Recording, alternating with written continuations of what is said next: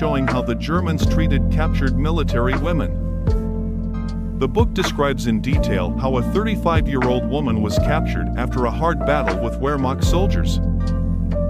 Then in 1976 it was nonsense, since such a topic was taboo.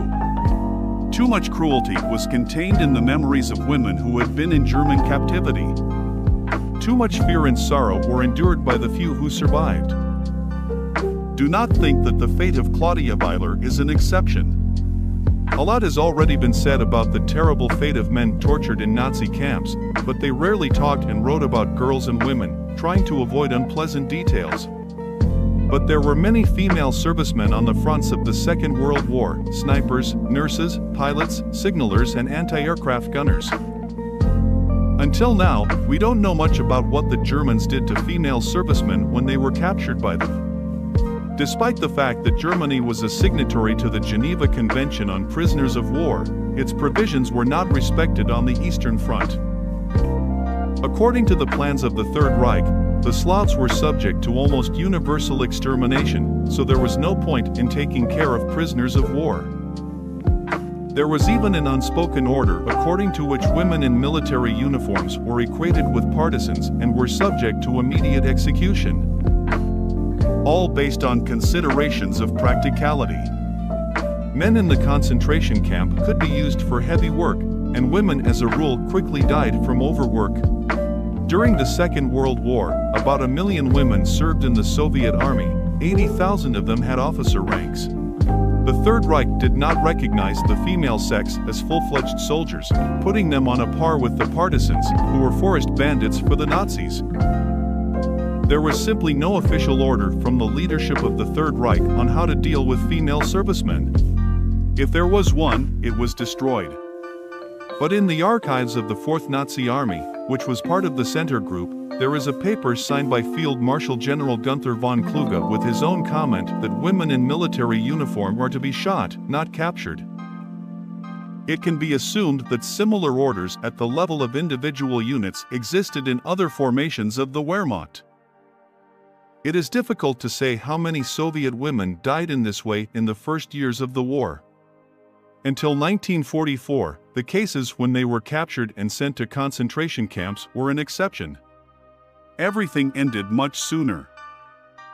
Tens of thousands of girls from the Soviet Union fell on the battlefields, becoming victims of reprisals by the Nazis.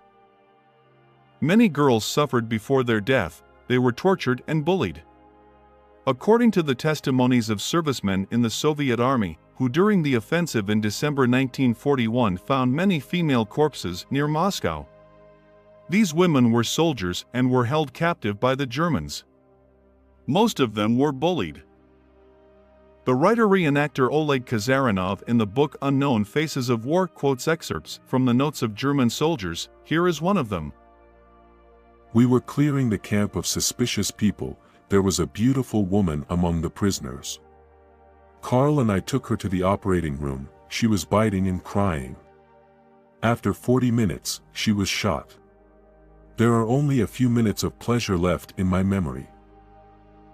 And here is an excerpt from a letter written by a German officer to his frontline commander. I'm all scratched and bitten, now I'm doing it easier. A gun at the head, it cools the ardor.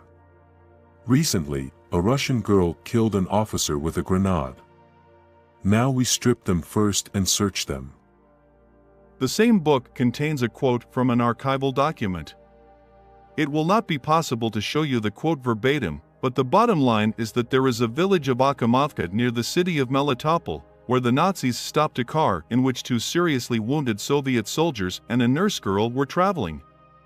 The Germans grabbed the girl and dragged her into the field.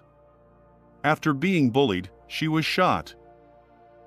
And in Svetlana Alexievich's book The War Has Not a Woman's Face in 1983, Svetlana wrote about a female officer who said that she saw the body of a young nurse with gray hair who was tortured by the Nazis. Death on the battlefield was not the worst end for female servicemen from the USSR. It was much more terrible to be in a concentration camp. Here is one of such testimonies about the fate of a prisoner who was a major in the Soviet Army. She was brought to the Stutthof concentration camp in 1944 and was constantly bullied. They forced her to take off her clothes, took pictures, and laughed at her helplessness. One day she couldn't stand it and spat in the face of the tormentor. The massacre immediately followed. The woman was shoved into the crematorium oven. Massacres were commonplace in concentration camps, but there were also cases when SS officers were amazed at the fearlessness of Soviet women and stopped bullying. So in 1943, in the Ravensbrück concentration camp, captured nurses and doctors began to refuse to follow the orders of the Germans. They refused to sew uniforms for the Nazis, saying that forced labor of the military, according to the Geneva Convention, is prohibited. Then the women were left hungry, driven to the campsite and forced to march without outerwear in the cold wind, but the women began to sing in chorus. Then other prisoners ran out of the barracks and began to applaud the marchers. The commandant of the concentration camp, who arrived at the scene of the riot, stopped the punishment and ordered everyone to return to their places, and then sent them to other jobs, no longer forcing them to sew German uniforms. There was only one specialized concentration camp for women in Germany, Ravensbrück. Over 130,000 women passed through it during the war years. At the same time, 92,000 women died from exhaustion, diseases, and bullying. Women Soviet servicemen also came here, in particular, a group of nurses and signalers who participated in the battles for the Crimea is known. They were taken to a concentration camp in February 1943 and kept in a separate unit, separated from the rest. It had more difficult conditions for survival. Probably, the conditions of detention in Ravensbrück were better than in general concentration camps. But this did not apply to female servicemen. Humiliation awaited them everywhere, and death awaited many. They died not only from hunger, backbreaking work, and cold walls. Often they had to endure bullying at the hands of the guards from the SS retinue. I have already made videos about many wardens. You will find them on my channel.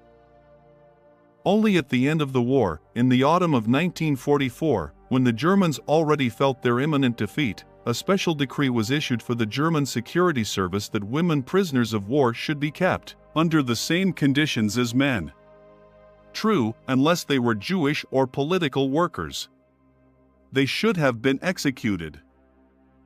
It is important to understand that this order appeared too late for most of the military girls. They have long died in Nazi concentration camps and on the battlefield.